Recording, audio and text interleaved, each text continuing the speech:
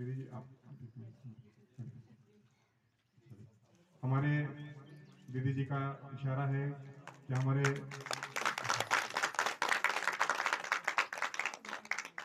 मुख्य अतिथि महोदय श्री योगेश कुमार गौतम जी, आपका स्वागत और अभिनंदन है। इसके साथ ही हम स्वागत करेंगे मंच पर विराजमान ब्रह्मा कुमारी राजयोगिनी सावित्री दीदी जी दाड़ला से। इनको सुनने का भी हमें अवसर आज मिलेगा विशेष रूप से। शोकी से पधारे हुए सपना बहन जी, आपका भी भूमि क्षेत्र में आगमन पर बहुत बहुत स्वागत है, अभिनंदन है। और आदरणीय बड़ी दीदी जी के साथ सोलन से हमारे बीच सपना बहन पधारे हैं, इनका अंबिका बहन, इनका भी हम स्वागत करते हैं, अभिनंदन करते हैं। और वही रचने वाला है, वही पालने वाला है, वही संहार करने वाला है। शब्दों के माध्यम से किसी कवि ने जो ये रचना रची है, मैं कोशिश करूंगा कि आपके दिलों तक पहुंच सके।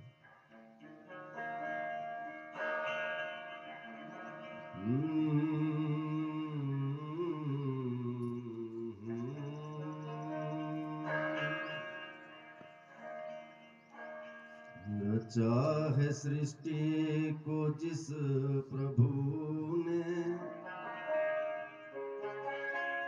वही ये सृष्टि चला रहे हैं।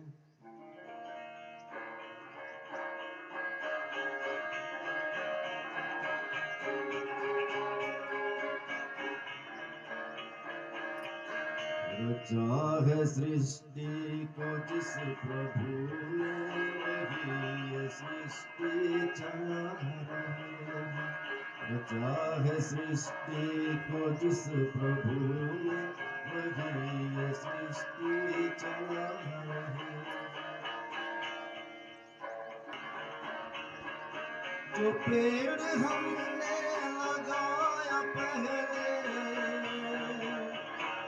जो पेड़ हमने लगाया पहले, उसी का फल हम अब पा रहे हैं।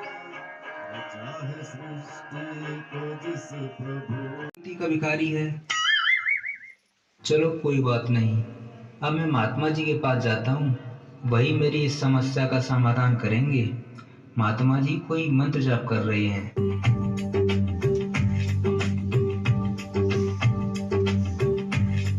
महात्मा जी, मन की शांति को अनेक जगह तलाशता हुआ मैं बड़ी आशा से आपके पास आया हूँ। मुझे पूरा विश्वास है कि मेरी इच्छा आपके पास ही पूर्ण हो सकती है। आपने तो घर बार का त्याग किया है, प्रभु की शरण में आए हैं, आपका तो भगवान से डायरेक्ट कनेक्शन होगा। मेरी शांति की प्यास आप ही बुझा सकते हैं। महात्मन, मेरी इच्छा पूर्ण कीजिए। सुखी रहो बच्चे, सुखी रहो। देखो बच्चे, शांति केवल एक तुम्हारा ही प्रश्न नहीं है, बल्कि सारी दुनिया के सामने ये बहुत बड़ा सवाल है। शांति थोड़े समय के लिए नहीं, पूरे जीवन के लिए चाहिए, बल्कि यहाँ तक कि मरने के बाद भी।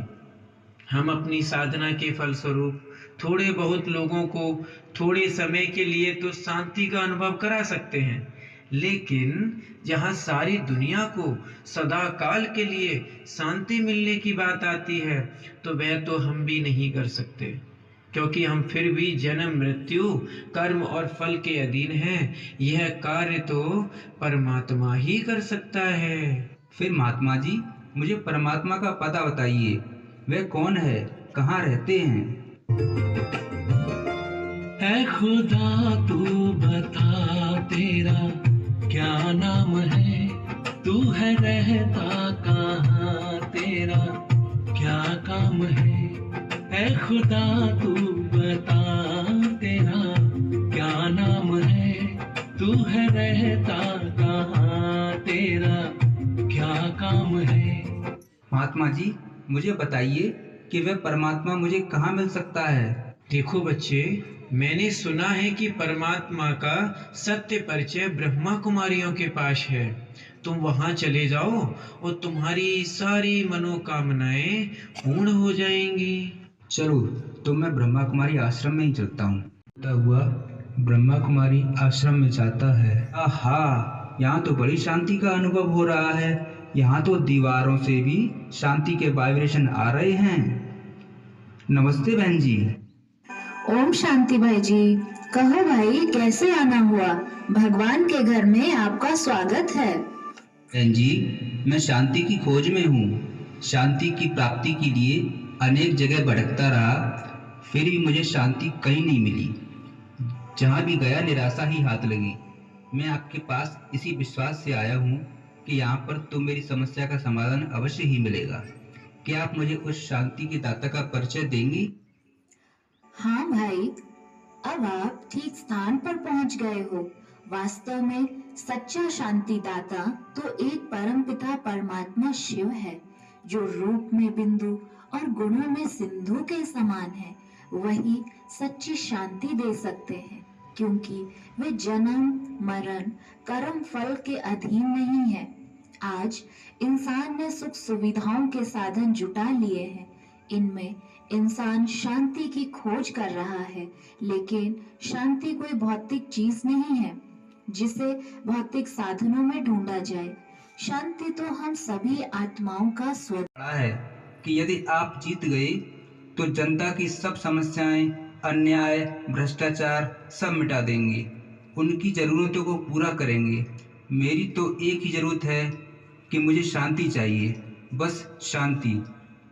अरे, ये कमबख्त ऐसी चीज लेने आया है जो स्वयं मेरे पास ही नहीं है। मैं खुद ही अशांत हूँ। पिछले 3 दिन से तो मैं सोया भी नहीं हूँ। और अब तो नींद की गोलियां भी बेअसर हो गई हैं। हाँ भाई अशांतमल, मैं कहीं विचारों में खो गया था। भाई देखो, यह विषय ऐसा है शांति का, जिसकी मेरे पास भी कोई बहुत शॉर्टेज है। इसलिए हम जनता को शांति देने का वायदा नहीं करते। यह काम हमारा नहीं है भैया। हाँ, यदि तुम्हें कोई सिफारिश की जरूरत हो तो मेरे दरवाजे सदा खुले रहेंगे। कभी भी आना। अभी तो मुझे एक चुनावी सभा को संबोधित करने जाना है। क्षमा करना भाई। हाँ, यदि तुम्हें कहीं शांति मिल जाए तो उसका पता ठिकाना मुझे जरूर बता के जाना।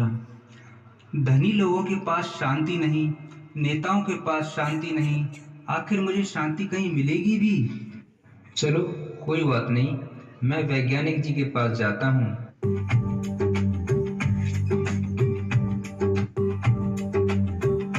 वैज्ञानिक जी नमस्ते। गुड मॉर्निंग भाई, हाउ आर यू? भाई, अंग्रेजी तो मुझे आती नहीं है। मैं तो शांति की खोज में हूँ। आपने देश में अमन चैन बना रहे, इसलिए बड़े एटम बम, हाइड्रोजन बम बनाए हैं, हर व्यक्ति बिता सके। इसके लिए हर सुख सुविधा के साधन बनाए हैं, लेकिन ये सब साधन सुविधाएं मुझे शांति नहीं दे पा रही हैं। क्या आपने कोई ऐसा आविष्कार किया है जो मेरे मन को शांति मिल जाए? देखो भाई, हमारा लक्ष्य तो यही था कि हम साइंस के द्वारा नए नए आविष्कार करके जनता का जीवन सुखी, शांत और समृद्धि वाला बनाने का प्रयास करते हैं। पर अफसोस, ये साधन व्यक्ति को सच्चा सुख और सच्चे मन की शांति नहीं दे पाते। आज सब सुविधाएं होने के बावजूद भी मनुष्य का मन अशांत है, दुखी है, तन बीमार है। हमारे इस प्रयास में आखिर कहाँ कमी रह गई? हमने देश की सुरक्षा के लिए देखो एटम बम, हाइड्रोजन बम बनाए हैं, पर अफसोस हमारी इन सबसे बड़ी उपलब्धि ने तो सारी मानवता को ही भयभीत कर दिया है। हमने चाहा तो था सबको शांति के सिंहासन पर बैठाना, लेकिन सबको बारूद के ढेर पर बैठा दिया है। अपने सन में चमकते तारे, सृष्टि नाटक मंच पर करते हैं अभिनय हम यहाँ। सृष्टि नाटक मंच पर करते हैं अभिनय हम यहाँ। चांद सूरज तारे नभ से रोशनी करते जहां। जय पराजय सुख दुख ये खेल लगते सारे हैं, जय पराजय सुख दुख ये खेल लगते सारे हैं, खेल लगते सारे हैं। हम तो हैं एक आत्मा, तन में चमकते तारे हैं। आने वाला आओ शिव का